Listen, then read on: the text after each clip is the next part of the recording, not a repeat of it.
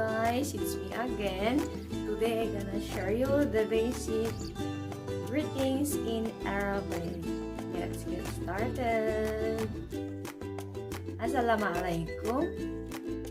Peace be with you. Sumainyo nawa ang kapayapaan. Waalaikumsalam. Peace be with you too. Sumainyo nawa din ang kapayapaan. Subahang khair.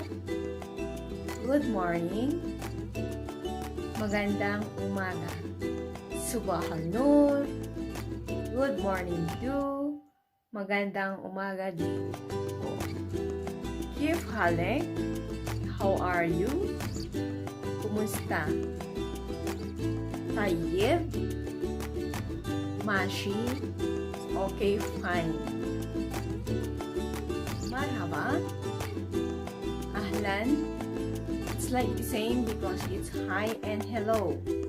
Like in conversation, that their interval is the one who talk to you, hi, and rest back, ahlin. Shukran is thank you. Ahlan wa sahlan, you're welcome, is referred to a person who came in your house. Or you're welcoming the person, newcomer in your house.